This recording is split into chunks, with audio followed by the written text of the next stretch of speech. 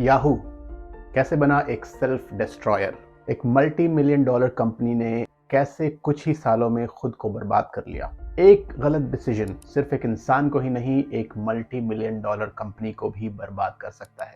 आज इसी के बारे में बात करेंगे, सो स्टे ट्यून्ड। याहू वैसे ये नाम आज एक पहचान का मोहताज है, पर अपने जमाने में इसका बोलबाला था, लेकिन आज बस एक ट्रेजेडी जैसा लगता है। 29 साल पुरानी याहू कंपनी को दो इंजीनियरिंग ग्रेजुएट्स ने मिलकर खोला था, Jerry Yang and David Filo, in January 1994 Sunnyvale California USA में। याहू 90% इन्वेस्टमेंट से चल रही है और इसमें 10% ओनरशिप है वेराइजन कम्युनिकेशंस की। कैसे बना ये 90+10 का बैलेंस, आइए जानते हैं। याहू को हम अर्ली पायनियर ऑफ इंटरनेट भी कह सकते हैं, क्योंकि ये इंटरनेट के काफी शुरुआती वक्त में मार्केट में आ चुका था। दोस्तों, आज हमारे लिए इंटरनेट यूज करना भले ही बाएं हाथ का खेल हो, लेकिन 90s में ये लोगों के लिए काफी मुश्किल हुआ करता था, क्योंकि तब गूगल की तरह कोई सर्च इंजन मौजूद नहीं था जहां पर कोई भी इंफॉर्मेशन एक जगह मिल सके।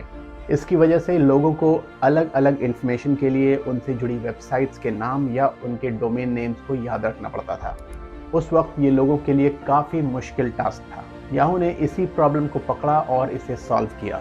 जेरी और डेविड ने इन सभी वेबसाइट्स को एक डायरेक्टरी में लिस्ट किया और लोगों तक पहुंचाया। इस वेब डायरेक्टरी का नाम था Jerry and David's guide to the world wide web. अगर सिंपल भाषा में बताऊं तो वेब डायरेक्टरी इंटरनेट पर सभी वेबसाइट की एक लिस्टिंग थी। इस वेब डायरेक्टरी ने इंटरनेट को यूज करना काफी आसान बना दिया था।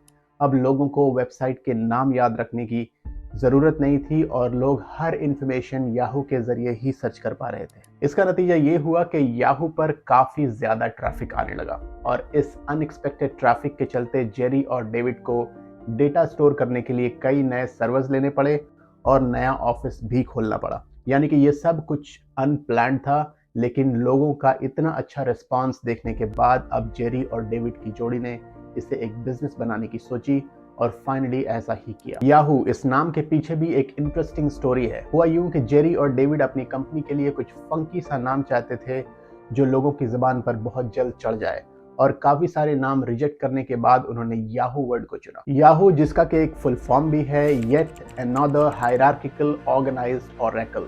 कई बार ऑर्गेनाइज्ड ओरेकल की जगह ऑफिशियस ओरेकल का भी इस्तेमाल होता है। यहाँ ओरेकल का मतलब source of truth and wisdom है, लेकिन फिर ऑफिशियस वर्ड को इसलिए ऐड किया गया क्योंकि ये एक ऑफिशियल वर्ड है। जेरी और डेविड ने याहू नाम इसलिए भी चुना था क्योंकि ये 80s और 90s में कॉलेजेस में बोला जाने वाला एक बहुत ही कॉमन स्लैंग था, और इसी के चलते याहू लोगों की जुबान पर काफी जल्दी चढ़ गया। और 18 जनवरी 1995 को जेरी और डेविड ने yahoo.com को ऑफिशियली रजिस्टर भी कर लिया। इसके ठीक 2 महीने बाद 2 मार्च 1995 को याहू में सर्च इंजन फीचर भी ऐड किया गया। इसके चलते याहू दुनिया का सबसे पहला और मोस्ट पॉपुलर सर्च इंजन और वेब डायरेक्टरी बन गया। अब याहू काफी सक्सेसफुल बन चुका था और अप्रैल 1996 में याहू एक पब्लिक कंपनी भी बन गया था। बल्कि ये इतना सक्सेसफुल बन गया था कि याहू के शेयर की प्राइस 600% से भी ज्यादा बढ़ चुकी थी। उसके बाद याहू ने अपने फीचर्स में वेब पोर्टल भी ऐड किया और उस टाइम के तगड़े कॉम्पिटिटर्स को टक्कर दी, जिसमें एक्साइट, लाइकोस और अमेरिका ऑनलाइन जैसी बड़ी बड़ी कंपनीज भी शामिल थी। 1997 के बाद से याहू ने अपने अंदर काफी फीचर्स शामिल किए, like Yahoo mail, Yahoo news, Yahoo sports, Yahoo finance, my Yahoo and Yahoo native. 1998 में याहू को 95 मिलियन विजिट्स हर रोज मिलने लगे, जो कि उनके कॉम्पिटिटर से ऑलमोस्ट ट्रिपल था। 1999 में याहू को 2 बड़े एक्विजिशंस भी मिले, जियोसिटीज फॉर $3.6 बिलियन एंड ब्रॉडकास्ट.com फॉर $5.7 बिलियन। लेकिन याहू को जितनी जल्दी सक्सेस मिली, उतनी ही जल्दी फेलियर का मजा भी चखना पड़ा। अर्ली 2000s में एक .com बबल क्राइसिस हुआ था, यानी कि इंटरनेट और ऑनलाइन इंडस्ट्री के अंदर अचानक से एक बूम आ गया था, और तब याहू की स्टॉक वैल्यू रॉकेट की स्पीड से बढ़ी और $118 पर शेयर हो गई। लेकिन ये बबल ज्यादा दिन तक नहीं चला और कुछ ही दिनों में बर्स्ट हो गया और मार्केट में मंदी आ गई। अब याहू का डिक्लाइन शुरू हो चुका था और इसकी शुरुआत हुई उसके शेयर प्राइस के घटने से, जो कि $118 पर शेयर से गिरकर $8 पर शेयर रह गई थी, और ये सब बस 1.5 साल के अंदर अंदर हो गया था। जहां 2007 के बाद से ऑलरेडी याहू का बुरा वक्त शुरू हो चुका था, वहीं याहू के काफ़ी सारे गलत डिसीजंस ने उसे बर्बादी की कगार पर लाकर खड़ा कर दिया था। आइए देखते हैं क्या थे याहू के कुछ बड़े गलत डिसीजंस जिसने उसकी सक्सेस की डायरेक्शन को उलट कर रख दिया था। दोस्तों, गूगल को बनाने वाले लैरी पेज और सर्जी ब्रिन दोनों अपना छोटा सा स्टार्टअप, जिसका उस वक्त नाम था पेज रैंक सिस्टम, याहू को बेचना चाहते थे। उनको स्टैनफोर्ड में सिर्फ अपनी स्टडीज पर फोकस करना था, इसलिए उन्होंने इस सिस्टम की वैल्यू सिर्फ $1 मिलियन रखी थी। लेकिन याहू ने ये डील कैंसिल कर दी। अगर याहू वो डील कर लेता तो टेक्नोलॉजी वाइज काफी ज्यादा डेवलप हो जाता, क्योंकि शायद गूगल भी याहू के अंडर हो जाता। इसी तरह से जब फेसबुक की बारी आई तो याहू ने पहले फेसबुक को $1 बिलियन का ऑफर दिया और फिर उसको कम करके $850 मिलियन कर दिया। And according to a book called the Facebook effect by David Kirkpatrick, Facebook ने ये सुनने के बाद सिर्फ 10 मिनट के अंदर ये डील कैंसिल कर दी।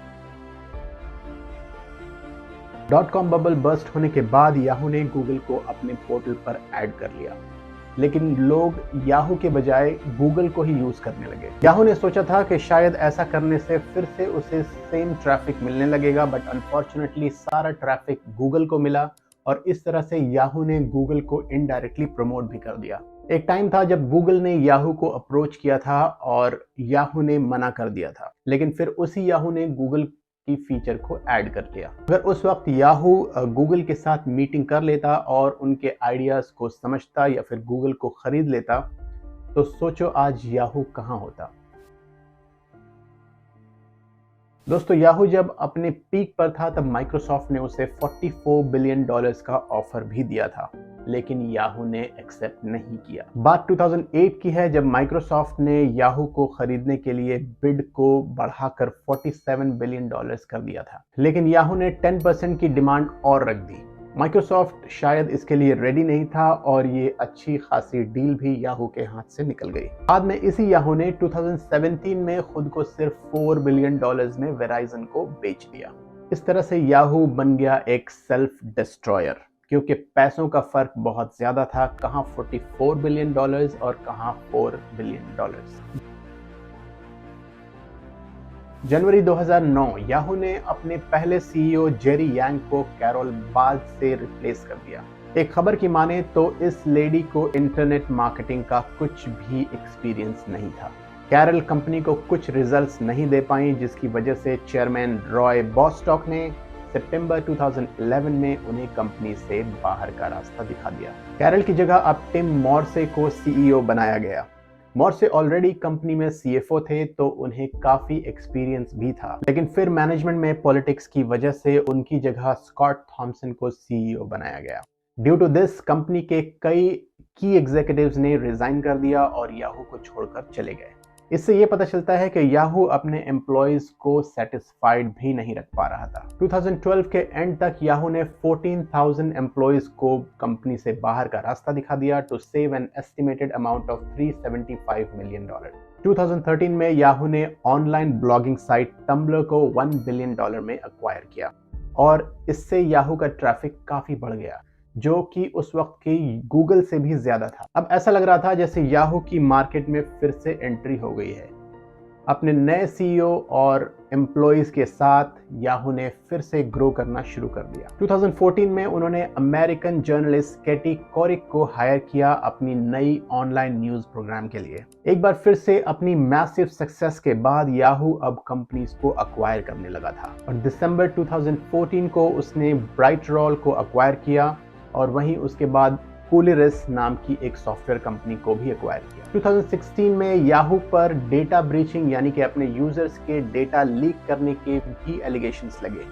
इसके चलते वेराइजन कम्युनिकेशन, जिन्होंने याहू को अक्वायर किया था, उन्होंने याहू के 15% स्टेक्स अलीबाबा ग्रुप को बेच दिया और याहू की प्राइसिंग भी घटाकर $350 मिलियन कर दी with all the agreement for liabilities and data breaching. Yahoo 2020 से मेनलैंड चाइना में अपने ऑपरेशंस हाई बिजनेस कंपटीशन के चलते बंद कर रहा है। फिलहाल 2023 में याहू ने अनाउंस किया है कि वो अपना 20% स्टाफ कट करने वाली है ताकि उसका मैनेजमेंट चलता रहे।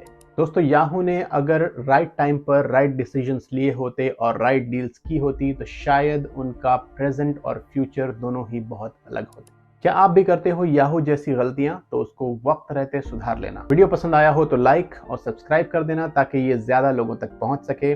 मिलते हैं अगले वीडियो में, तब तक के लिए अपना ख्याल रखिए।